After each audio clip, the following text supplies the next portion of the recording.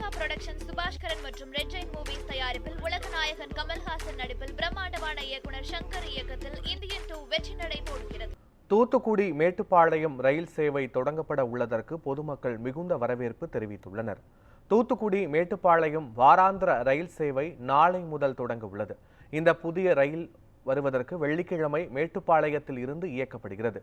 வாரத்தில் வெள்ளி, ஞாயிறு ஆகிய 2 நாட்கள் மேட்டுப்பாளையத்தில் இருந்தும், வியாழன், சனி ஆகிய 2 நாட்கள் தூத்துக்குடியில் இருந்தும் இயக்கப்படுகிறது. இந்த புதிய ரயில் சேவை தங்களுக்கு மிகவும் பயனுள்ளதாக அமையும் என பொதுமக்கள் உற்சாகத்தோடு மகிழ்ச்சி தெரிவித்துள்ளனர். இதனால் தூத்துக்குடி மக்கள் மிகப்பெரிய அளவில் ரொம்ப பயனடைகிறோம். நாங்கள் எங்களுடைய நீண்ட நாள் கோரிக்கை இது. அதாவது கோயம்புத்தூருக்கு கண்டிப்பாக ஒரு ரயில் போக்குவரத்து வேணுங்கிறது ரொம்ப நாளுடைய ஒரு தேவையாக இருந்துச்சு. அது ஏற்கனவே ஓடிட்டு இருந்த அந்த ட்ரெயினானது கொரோனா காரணத்தில் தடைப்பட்டு கொஞ்சம் நின்றுச்சு. இப்போ திருப்பியும் இது ஓட ஆரம்பிக்கிறதுங்கிறது தமிழக மக்களுக்கும் மெயினாக தூத்துக்குடி மக்களுக்கு மிகப்பெரிய ஒரு நன்மையை கொடுக்குது.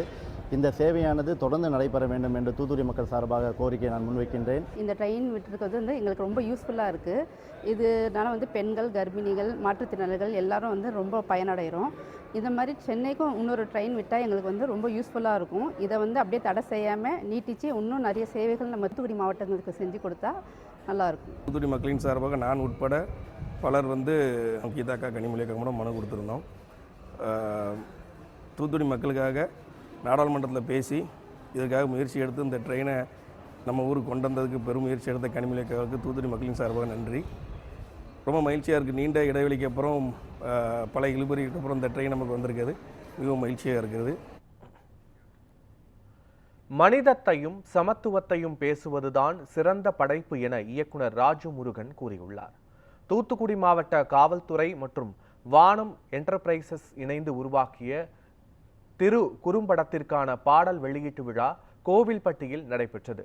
இதில் சிறப்பு விருந்தினராக கலந்து கொண்ட இயக்குனர் ராஜு முருகன் பேசிய போது, ஜாதி ரீதியாக ஒடுக்கப்பட்ட மனிதர்களை அடுத்த கட்டத்திற்கு நகர்த்தி செல்வதுதான் ஒரு நல்ல படைப்பு என கூறினார். நிறைய படைப்பாளர் மற்றும் தயாரிப்பாளர்கள் முழு நீள திரைப்படத்திற்கு வரவேற்க வேண்டும் என்றும் அவர் குறிப்பிட்டார். நம்ம சமூகத்தில் வார்த்தையிலிருந்து தான் வாழ்க்கை தொடங்குது. அப்படி சாதிய ரீதியாகவும் மற்ற எல்லா தளங்களிலும் ஒடுக்கப்பட்ட மனிதர்களை அடுத்த கட்டத்திற்கு நகர்த்தி செல்வது தான் ஒரு நல்ல படைப்பின் வேலையாக இருக்கும்னு நான் நினைக்கிறேன். ஏதோ ஒரு காலத்தில் வெவ்வேறு பெயர்களால் அழைக்கப்பட்டு கொண்டிருந்த திருநங்கையர்கள் இன்றைக்கு திருநங்கையர் அப்படின்னு அழைக்கப்படுவதற்கான ஒரு சூழல் உருவாகி இருக்கிறது. எவ்வளவோ நிறைய தோழர்கள் சேர்ந்து தான் இந்த மாதிரியான விழிப்புணர்வை ஏற்படுத்தி இருக்கிறார்கள். அந்த வகையில் இந்த திரு படம் மேலும் திருநங்கையர்களின் வாழ்க்கையில், ஒடுக்கப்பட்டவர்களின் வாழ்க்கையில் ஒளிபாய்ச்சும் ஒரு படைப்பாக இருக்கும் அப்படின்னு நம்புகிறேன்.